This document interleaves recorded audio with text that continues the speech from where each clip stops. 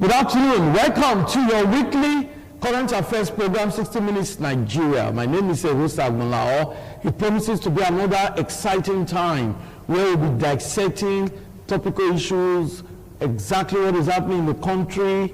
And I know that you are salivating because a lot is happening in Nigeria. My name is Erosa Agbonlao. I apologize for starting the program. We are in schedule, but we're glad that we are fully here now. My guest, Professor Job Odion, a legal practitioner, is with me in the studio. Prof, nice to have you today. Good afternoon, Rosa. Nice to see you once more. Okay. Good afternoon to our audience at home. So, like I said, a lot to talk about. Nigeria is preparing for a general election this month, 25th of February, and so many crises, so many challenges. We are going to take it one after the other. Now, the CBN is a very, very important organ of government when it comes to financial regulations, laws that has to do with the banks, the banking sector. The CBN is the apex bank in charge. Now, the cashless policy is one of the policies of the federal government, and the CBN intends to implement that. Expiration of the old Naira notes and the introduction of the new currency. But that has created chaos. So many Nigerians are unable to exchange their old currencies, their old Naira notes for the new ones. Most times we witness long queues at different ATM galleries, not just in one state, all over the country. Now, there's also the problem of petrol scarcity. Petrol stations not having the product, those with the product taking advantage of the scarcity to impose arbitrary hike in the pump price of petrol. Now the black market has resurfaced again. How to get petrol to sell at different street junctions is a $1 million question. So many problems. Now, the question is, and that's the topic for today, threats to the 2023 election. The CBN has had important meetings with the INEC chairman, Professor Mahmood. The CBN governor has had a meeting with Mr. President Muhammadu Buhari about this crisis. Prominent Nigerians are talking that the election must hold. INEC chairman says yes, the date for election is sacrosanct, but these threats must be resolved for INEC to conduct a free, fair, and credible elections. Ladies and gentlemen, that is the situation right now in Nigeria, and we just get the opening remarks of Professor Job Odion.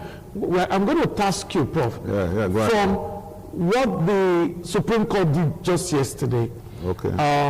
Some governors actually took Mr. President or the federal government and the CBN to court, got an injunction as regard the date for the expiration of the old Naira note. Yes. Now, the Attorney General has retorted by, we've seen on the media, we've seen social media awash with comments. Yes. We've seen a lot of media reports that the Attorney General wants the Supreme Court to reverse his judgment and all of that. Now, what's the situation? Let's start from there. Okay. Because the 2023 election is crucial.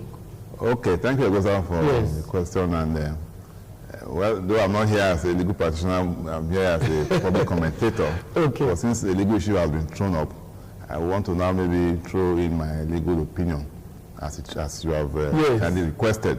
Now, the Supreme Court issue is quite clear. It's an interim order. Interim, and it's going to last until the 15th. of this month.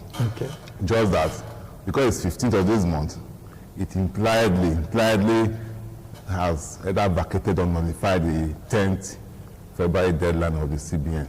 Okay. There's no way that deadline can hold now, because the apex court, the highest court, has said, hold on until we come back to court on the 15th. On the 15th, they're going to argue pending applications, call them motions.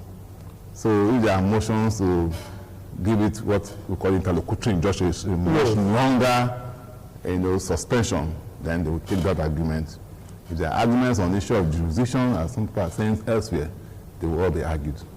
But for now, the Supreme Court decision, or order as it were, is sacrosanct. It's because the highest court in the land, nobody can vary or query it.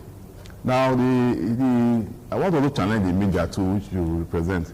There's been a lot of misinformation out there. Okay. If I just had to clarify it on some platforms I belong to, when I saw the so-called social, the AGF's comment, or it's not really an attempt to water down the Supreme Court's ruling, or an attempt to vary or even disobey it in quotes, to see if you can. But no. Really, what they did was that federal government was taken to court by the three governors, like we rightly observed, and the federal government being a respondent or a defendant must say their own side, they must respond. Okay. But the law says hear the other side. So they must be heard as to why the suits must not be heard, or the orders, prayer sought, the release, what they ask for must not be granted, as suspending the so-called Naira redenomination, whatever. So it was in that process they filed what they called a preliminary objection. And what he's saying that if you don't have jurisdiction, saying the Supreme Court as the highest court should not be the first court to hear this suit, because it's a suit that involves central bank and central bank's monetary policy, which is supposed to be an issue for the Federal High Court in line with our Constitution. Yes. So you say Federal High Court should be the appropriate court, the first court to start from, not Supreme Court. But the other people are saying no. Any dispute between federal government and state, whether it is over land, over oil control, over resource control, any dispute whatsoever, that the Supreme Court has what we call original. That's why they went there. These are the issues that will be argued on the 15th. For the court to now make a firm pronouncement, either permanently or the interim again once more. Okay. So the issue of federal government not disobeying, or no, it's not an issue. What is really hanging, which is wrong, is for this federal government, through the AGF himself, to have clarified the position for the public, so that the public can be properly guided. And then for the central bank government to come in and say, okay, this is what has happened. In view of this, we'll tarry a right in the 15th. Because he doesn't have capacity to disobey court order. It's probably the order of the highest court in the land. So it's to come and clarify. But this haze, tomorrow is the deadline. This haze, this sanctity is what is not good. I think what is giving into a lot of fourth columnists to come and mislead the public, and then create more tension, confusion, and like I posted, may even lead to more calamitous results. Now, you must actually clear the air too. Okay. Because you understand the lingo. Yes. Now, the Attorney General has made some public statements. Yeah. Tell the viewer now what to expect tomorrow. The old currency notes, are we going to continue with it based on the Supreme Court injunction, or we are going to obey the CBN directive? Well, first and foremost, I will not want to give a very categorical statement as I've explained what the law is, and what that order portends, what the order should be, ought to be obeyed. By that order, it means that the old currency and the new currency should be used pari passu, side by side, until the 15th. That tomorrow's deadline has been notified. But whether CBN as a body or the AGF who thinks in the Supreme Court as it were from his post, or if he handled an interview or comment out in here, if he made any comment after yesterday's ruling, that is contemptuous, with all due respect to him. He has 2 months to the office, he has to be very careful. Contemptuous. And if any other person wants to disobey, it's wrong. But for me, as an individual, I'm going to spend the whole currency on the 11th. And if anybody that will reject that money, then I'll take it up with the person legally too. Because by that ruling, every Nigerian has got to spend the whole currency to the 15th. Yes. After 15th, we now order the court will vacate that interim order and say, okay, all But I can assure you, speaking as a Nigerian, in practice, that old currency, new currency will go side by side after the election, at least. To come back to your topic. Okay. So the harm, the danger, the pitfall, the booby trap that was meant to be achieved by this mistimed policy, the Supreme Court as a court of policy has been to douse the tension. Douse it, so we can now move ahead to the election and think of something else. We should be trying to address the fuel scarcity now, which is another crucial issue. Not this one, but those who are still trying to come out like a snake that has been killed, that don't want to die, they're still struggling, building up kind of so many comments I've heard. Even my colleagues are even adding to the heat in the system where we are supposed to be role models, we're supposed to create centers of peace, harmony. Some of us just have to, be heard over nothing really, and so it's not necessary. But if Nigerians are able to withdraw from their account, they're able to get access into banking halls, they're able to get access to their accounts, Nigerians are able to get money, get cash. How do you think they will be interested in the election? Yeah, that is why we're here. Yes. That is why I expected that after that Supreme Court judgment yesterday, or ruling, I don't want to be misquoted, ruling, order. Yes. What I expected the CBN to do, whatever I expect stakeholders to do, is how to put pressure on the CBN now and the commercial banks, the banking sector, to ensure that they now pump in the old and new Naira notes. If you didn't print enough new Naira notes, you now have a window to bring the notes you took from us. I told somebody elsewhere, did they set fire on those old notes? Have they been burnt? Have they been trashed somewhere? Because the court is saying that they see a legal tender to the 15th, and probably beyond then. You won't even need the extension from 31st to 10th February. Yeah. So knowing that you were not prepared, you don't have it. So what we should be thinking is how the banks will now bring back those old Naira notes, feed our POSs and our ATM to have within the next 2 weeks before the election. So now be vaccinating as to whether the court has judicial, whether the AG has decided to disavow the Speaker decision, and then some politicians who think they have somebody in mind to target. You want to hit your best against the wall. You think you are targeting one person. The person you are targeting is not feeling the pain. You don't feel the pain. You are still blinded in that your mischief to say it will undo somebody. Somebody you cannot undo. Well, just assuming you can undo him. Just feel you can undo him. So because everybody should die. The CBN insists that the new currency is available.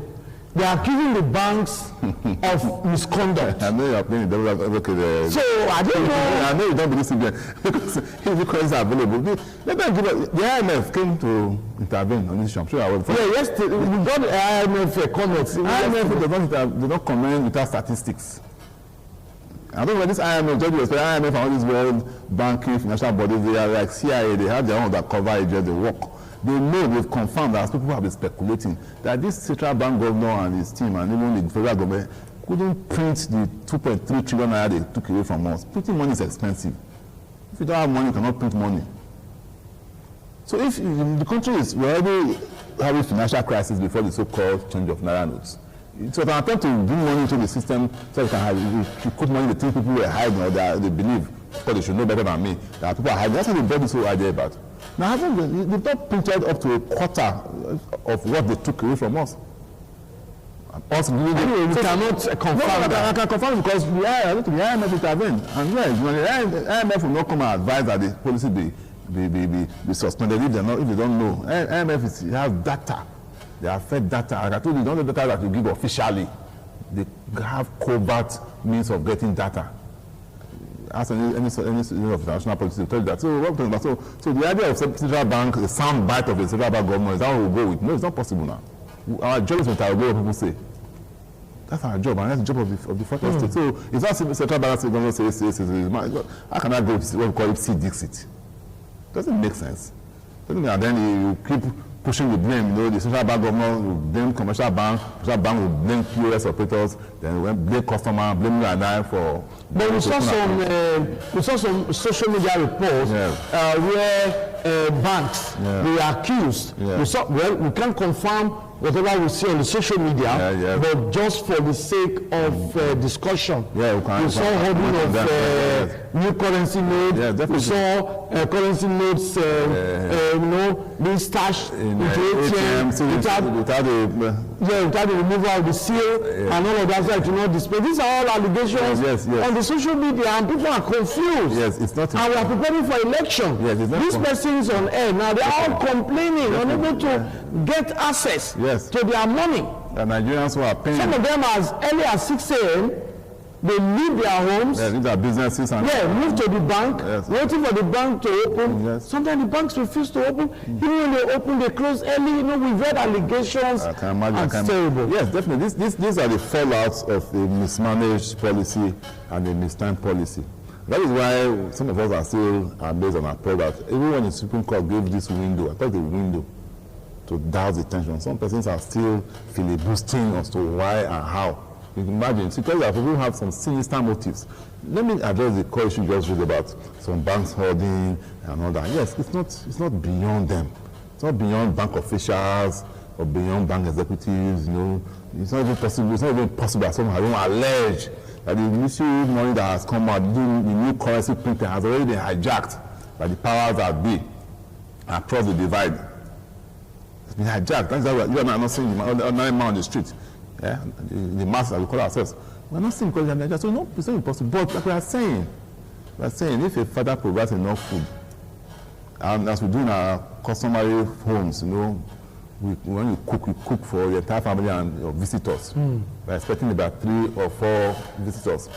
Your children, no matter how they like food, they will not finish the food. Even the most voluptuous eater goes to take 2 plates, there will still be food remaining.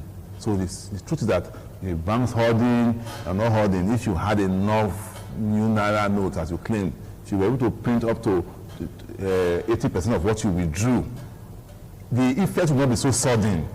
You gave a 35th deadline. For them, no money was happening. You gave another 10 days deadline, nothing has happened. Another 5 days is coming from the Supreme Court, which you are still contesting, but whatever means. And nothing is happening. So if you had enough, somebody putting saved money in the ATM, how many ATM? Did they do statistics? How many ATM did you find that still is that across the whole country? So people who want sealed ATM in one ATM, that means your country had all ATM sealed, or one bank official, even a branch, a particular bank, in just one branch or one location that some people hoarded, it means the entire bank hoarded the whole money. Even for one bank and one bank executive or 2 banks hoarded, what is the ratio? That's the research of Obama. So how does it become so monumental in terms of effect across board? Well, look at what happens in the urban centers. What of the villages, nooks and crannies, all our grandparents and parents are? What's happening then? So nobody has talked about that. So the truth is that they didn't prepare, they were not prepared for this policy. They didn't have the practical means of printing new currencies. They were just eager to withdraw the old currencies for whatever reasons. They did not be able to explain to us. They say it's kidnapper and yes. God forbid anybody is kidnapped now. They will still hold you and ask for new Naira notes. And if you don't bring it, they will do what they want to do with the person, God forbid. So it doesn't, how CBN can affect, I don't know. So when you have a health emergency now, you still have to find ways to sort yourself out. So what are we talking about? So somebody just woke up and said, phantom guest. I call it phantom guest. So if we withdraw money, this man cannot, politicians cannot buy votes, cannot influence, and then you sold as a dummy to the man on the streets. And then we, because we want to cut our nose to spite our face, that's how we are in this country. Cut our nose, we're excited, and then that's where we are. And then so do you think this current hardship, the paucity of the new currency, Nigerians not being able to have access to the new currency, do you think it's a threat to the general election starting this month? It's a matter of thinking. It's always a threat now. It's a clear and present danger. Okay. I'm not sure if you've heard about that movie, Clear and Present Danger. And that is why we're saying that if something is done, this night, if I'm not mistaken, about 2 weeks of the election. So we already have between this week and next week. This week, if we do not resolve the issue of this Naira scarcity and fuel scarcity between now and next week, then I can assure the election is going to be postponed. It's already a threat, and the first threat is in strata, threats that may lead to postponement. That is even minimum, manageable. It's not the first time we've had the elections postponed before. But it's a bigger threat that will lead to the entire cancellation of the process. If violence that has started in some pockets of state, thank God Benin was peaceful, thank God Mayo and Benin, was so happening in Ibadan, lives were lost. The one in Ogun too, lives were lost.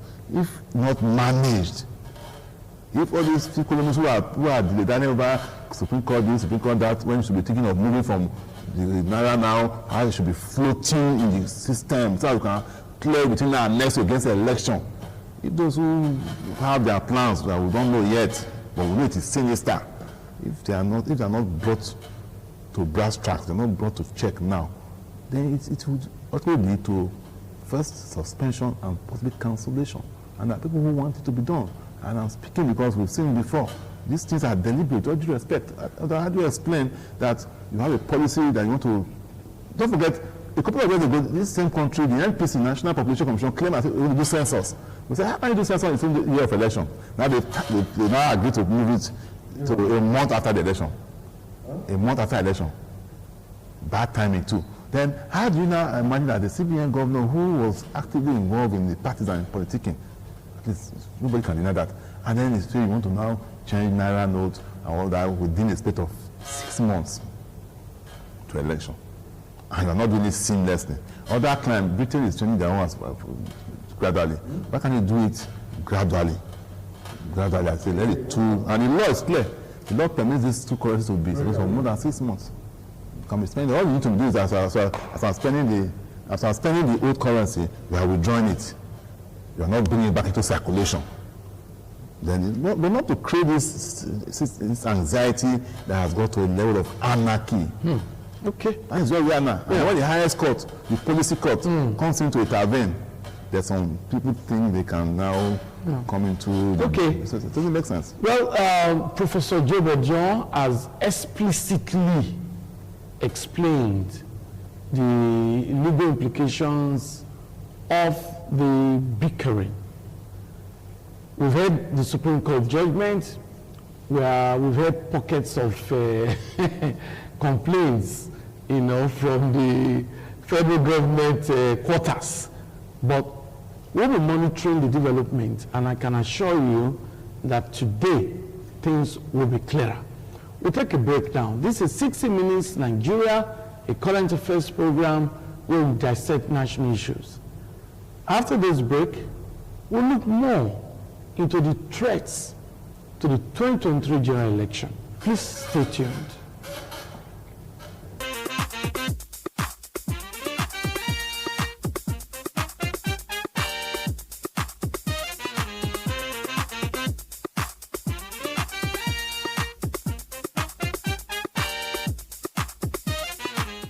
What a delight to have you after the interlude.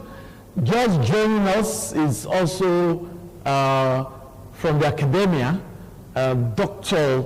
Maxwell Osagie. Nice to have you with us today. Thank you, sir. We also have in the studio, I believe you've been enjoying his comments, Professor Job Odion, a legal luminary in Edo State, and he has been able to explain the implications rather of the injunction granted by the Supreme Court. And I believe that if you are there, you have enjoyed the explanation. We will have to monitor not only the body language of the Attorney General of the Federation, but his public comments regarding the Supreme Court. The injunction has been made. But we are looking at threats to the 2023 election. Dr. Maxwell, are you taken aback with what is happening now with the plight of Nigerians? The ATM galleries, the banks are being trunged by residents, by Nigerians, by bank customers asking for their money and finding it difficult to get their money. Do you think this scenario could be a threat to the 2022 general election? Thank you, Egosa. Yes. I'm happy to be with my senior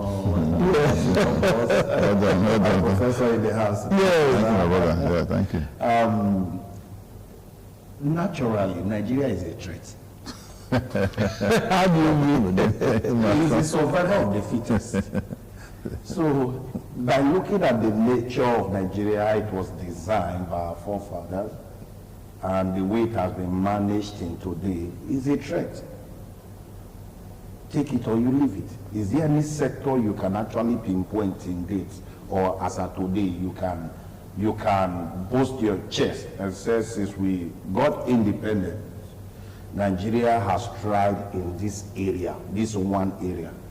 There's nothing like that. So which area are you going to point today that is not a threat? Is it the power sector that is not a threat? Is it did you experience that you made transfer or apps? We are shut down. So there was an infrastructural issue. Even when you send cash, they said we should go e-wise. Send the cash, you will be debited, but it will take 3 days for the person you credited to get the money. Now, if the person doesn't know you, it creates another serious issue. Everything in Nigeria is a threat. Now, people who we expected to help mitigate this natural threat, because to us it has become a natural thing, because it's not living. Now, we just heard of earthquake in Turkey. These people, they are not having the kind of natural disaster we are having. Theirs is the one created by God directly. But ours, our natural disaster is the one created by men, which is nature to us now. But however, what I'm trying to say here is that what these people have created, those who are to help mitigate this suffering, this threat, constantly are adding more trouble to the trouble we already have. And I ask myself, see, let us not deceive ourselves. The reason why this policy came on board, I understand, is to help curb the vote buying. That is the primary purpose. If government is telling you otherwise, it's zero. Because if they wanted to say, okay, let's stop kidnapping, as they said, ransom payment, they wanted to stop all these other things that they would have long done this or implemented this policy before now. These are all analyses we need to look into. So now, what is most important to politicians is not the life that goes out on a daily basis, is not the suffering when Nigerians are passing through, but what is most important to them is how they want to come back to power and stay in power as if it's their personal property. Now, that is why you find out that this policy came, but in the process of initiating this policy, not that it wasn't a good thing, let's try to balance it, you want to stop something. But they forgot that the economy that we live in is not a sustainable economy, infrastructurally speaking, when we have to migrate from the norm to EYs. I'm an E expert. I'm a PhD holder, BSc holder, MSc holder in computing, when you talk about computing. So I know what it takes for me to push for E. But guess what? This is what we say when we are discussing software engineering under project management. We say indeed several things ought to have been on EYs, but as a scientist who are on it, there are ways we look at it, we say yes, it's good, let's just utilize it. But an economist will tell you, no, have you considered the cost of retraining the people to perform that particular stuff? Have you also considered every other logistics that goes along with it?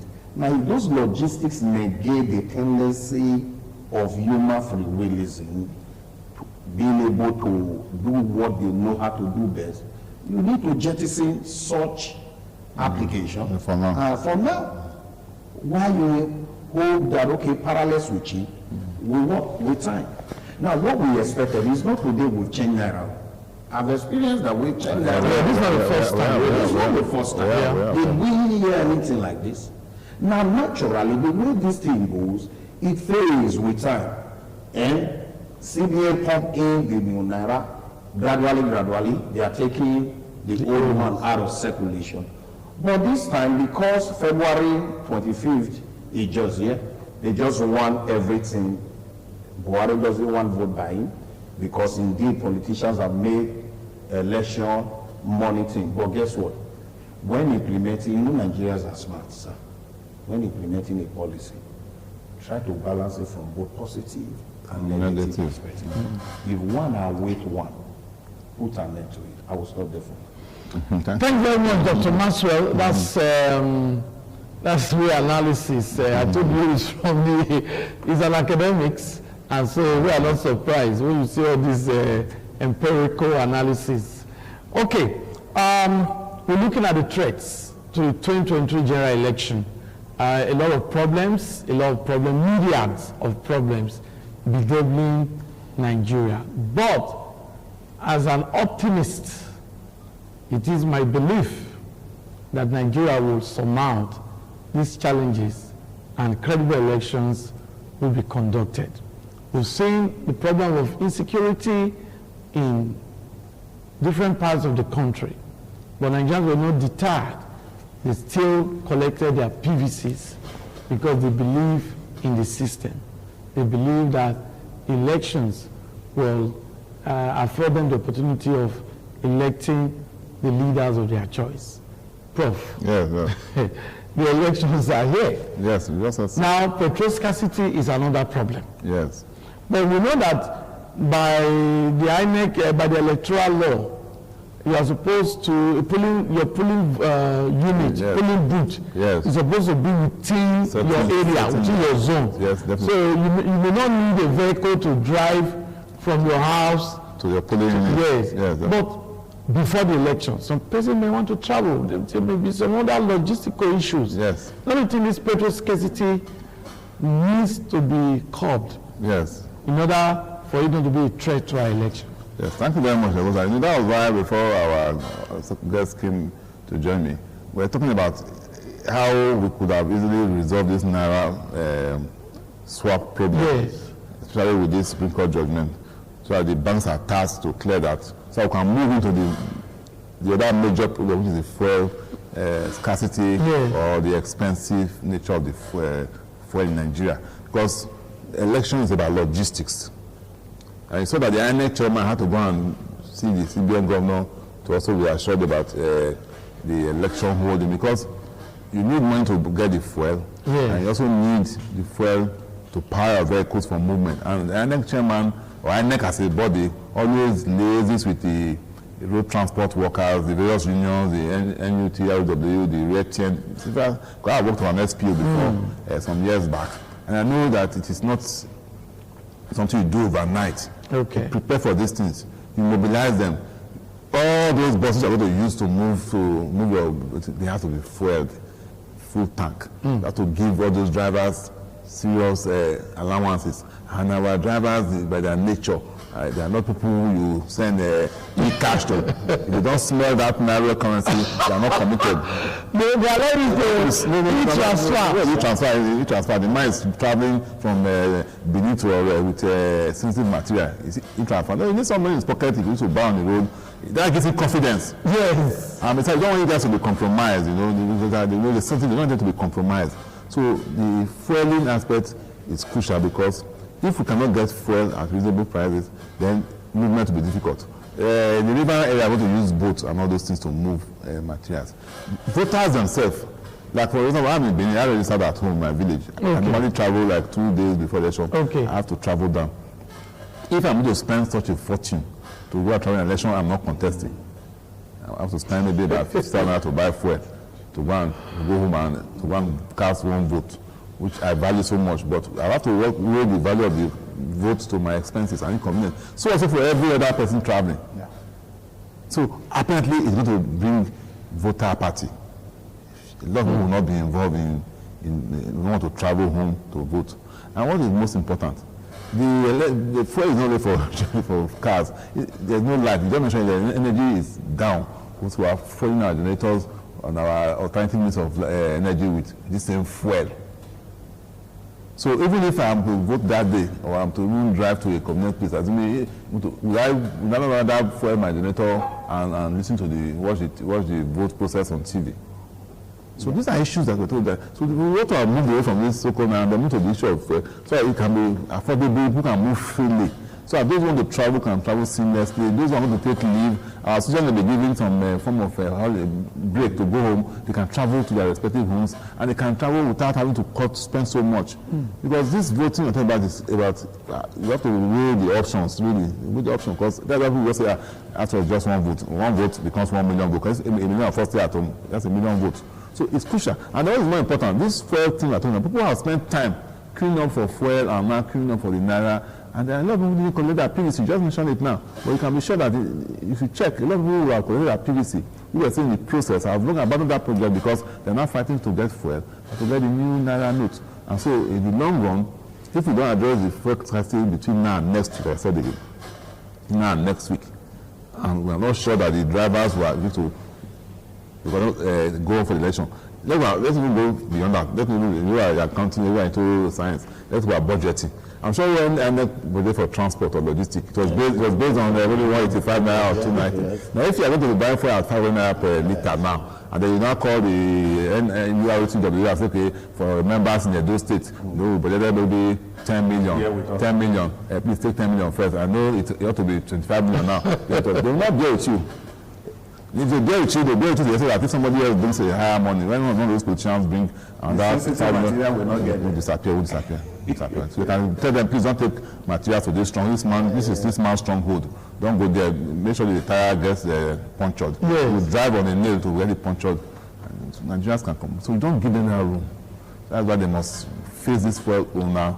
Now, should we be naira on? Let's do this record ruling for now till the 15th, which is between now and 15th, about now 1 week. Yes. Let them concentrate on getting more supply, address the issues. I know there's sabotage going on, I know there's racketeering going on, let them resolve those issues so and have it. Thank you, Paul. Dr. Maxwell, the way forward. Nigerians are eager to cast their vote for their preferred candidates. Now, with these myriads of problems, what do you think should be done as a way of encouraging Nigerians so that we don't allow voter apathy, we don't allow the vices that we've been advising Nigerians against, cash inducement? You have just said it. No matter what is happening now, politicians are strategists. They want to win elections. They are not interested in what you think or how you think about them. Their interest is winning election. Now, how do we actually move forward? Okay, well, the greatest problem we have in all these are not actually the politicians, but rather with the voters. At the end, in terms of production, they will tell you the end users. Yes. Someone said, we don't want to quote names because of I'm not campaigning for. Someone said, made a statement that by this election we will know the people that are sane and insane in this country. Now, so by the numbers of a vote, socio-political party will get, will make us understand the people that are normal and the people that are not normal. So by that classification, we just know that this set of Nigerians, there is a problem. So require a more psychiatric evaluation, serious evaluation. Yes. Now, the problem we think we see, any man that gives up at the middle of crisis is not a man. Any human being, naturally, the way God designed us, He created in us ability to absorb and absorb and absorb again. But it's just that some persons feel that they cannot absorb more. That's when you see them doing the other side of life, which we don't encourage. Now, be that as it may, as far as this election is concerned, every voter should understand that you can only make the difference when the crisis is loud. That's when the difference speaks more volume, when there is no crisis. Now, the point I'm trying to make is, if you if you score, you are winning 3-0. As a Man U fan, you are winning Arsenal 3-0. When you score again, it doesn't make any. But guess what? When the match is hot, at the 90th minutes, when there is no goal, somewhere along the line you just score. That's when you feel. So now at that point in time, a man is a man. I define a man by your attribute to absorb and make a significant difference when there is crisis. That's what makes us a man. So now if we leave that, coming to this election, the only way we can stop this fuel issue, because take it or you leave it, we understand that we'll be facing some challenges, but this man-made spirit, man-made spirit, can also be removed by the same man-made. Let me see. We were discussing in a forum a few days ago. We were discussing a board meeting. Yes. And somebody said in their church they declare 50 days fasting and prayer. And I said, hold up, man. The same pastor that declared 50 days fasting and prayer, has he asked the church member how many valid registered voters exist in that church? Because certain things has to be clear. Yes. So we should know as a Christian, we must make difference this time. Okay. There will not be riots. There will not be issue on the day of election. All you see right now is strategy by politicians to make sure that people don't come out to cast their votes. And that alone is an issue.